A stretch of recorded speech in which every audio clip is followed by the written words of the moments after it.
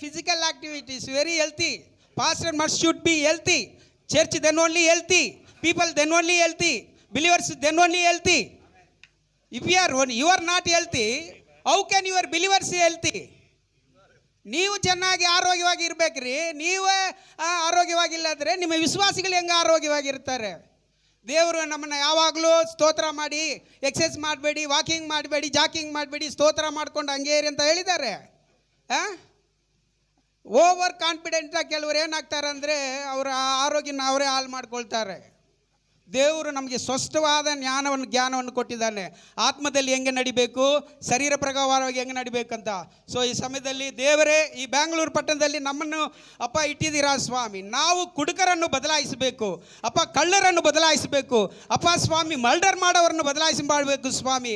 ದೇವರೇ ಆಲ್ಕಾಲಿಕ್ ಡ್ರಗ್ಸು ಸ್ವಾಮಿ, ದರೋಡೆ ಮಾಡೋರು, ರಾಬ್ರಿ ಮಾಡೋರನ್ನೆಲ್ಲ ಈ ಬ್ಯಾಂಗ್ಳೂರು ಪಟ್ಟಣದಲ್ಲಿ ನಾವು ಬದಲಾಯಿಸಬೇಕು ಸ್ವಾಮಿ. ಆ ಅಧಿಕಾರ ನಮ್ಮ ಹತ್ರ ಕೊಟ್ಟಿದ್ದಾರೆ, ಕುಡುಕರ ಹತ್ರ ಕೊಟ್ಟಿಲ್ಲ, ಬಾರ್ ನಡೆಸೋರ ಹತ್ರ ಕೊಟ್ಟಿಲ್ಲ, ಸಿನಿಮಾ ಥಿಯೇಟರ್ನನ್ನು ನಡೆಸೋರ ಹತ್ರ ಕೊಟ್ಟಿಲ್ಲ, ದೇವರ ಸೇವಕರಲ್ಲಿ ಕೊಟ್ಟಿದ್ದಾರೆ. ಚಪ್ಪಾಳೆ ಹೊಡೆದು ದೇವರಿಗೆ ಸ್ತೋತ್ರ ಮಾಡೋಣ. ಹಲ್ಲೆಲೂಯಾ. ಹೆಂಗ ಮಾಡ್ತೀರಾ ನೋಡಿ. ನೀವು ಚಪ್ಪಾಳೆ ತಟ್ಟೋದಲ್ಲಿ ಸ್ತೋತ್ರ ಮಾಡೋದರಲ್ಲಿ ಬ್ಯಾಂಗ್ಳೂರು ರಕ್ಷಣೆ ಹೊಂದಿದಂತ ಅದು ಹೇಳಬೇಕು. ಆ ಥರ ಚಪ್ಪಾಳೆ ಹೊಡಿಬೇಕು, ಆ ಥರ ಸ್ತೋತ್ರ ಮಾಡಬೇಕು. ಹಲ್ಲೆಲೂಯಾ. ಸ್ತೋತ್ರಂ ಸ್ತೋತ್ರಂ ಸ್ತೋತ್ರಂ.